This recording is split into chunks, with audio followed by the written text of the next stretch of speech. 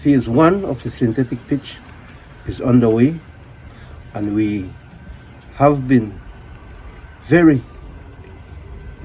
very glad that the contractor is doing an excellent job at this time. So far, based that you mentioned contractor, I know many folks out there, they'll be questioning how has this come into fruition? Has the construction phase, has it been tendered, and who is the contractor? Well, the contractor for this is Mr. Godwin. As a matter of fact, this was a gift from the Football Federation of Belize to the Toledo Football Association, and we decided that we won't let this pass, so we jumped on it quickly and ensure that we touch base with the mayor, which we need to be grateful for, who provided the land for this synthetic pitch.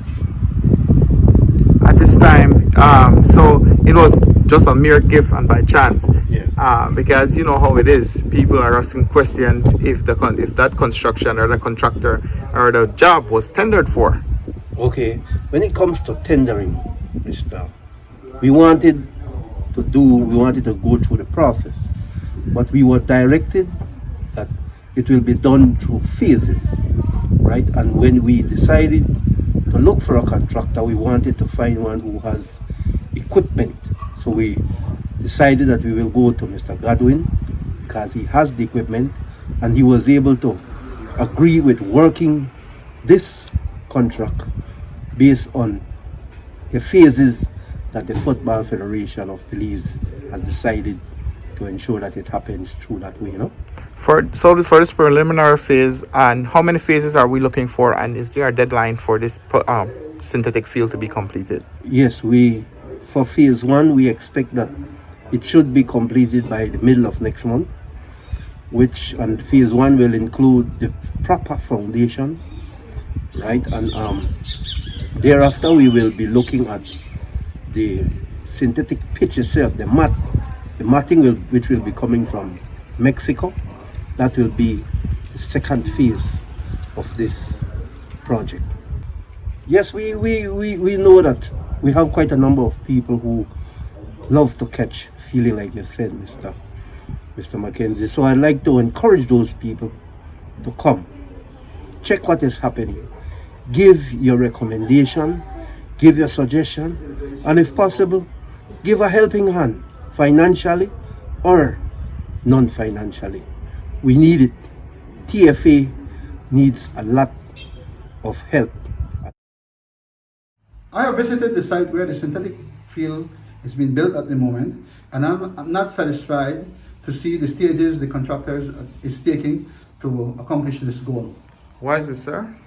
The reason for saying this is that I'm seeing that the contractor is making a cob wall before he's doing compaction.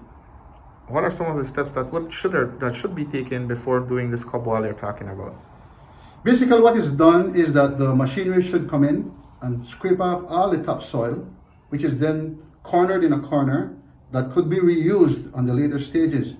After taking off the topsoil, it is supposed to be wrapped with compaction, with good compaction, with the machinery that can go in with the bulldozer and compact the ground as hard as possible as it is, because it has to be sustainable, and it has to be done with heavy machinery, so the compaction is done well.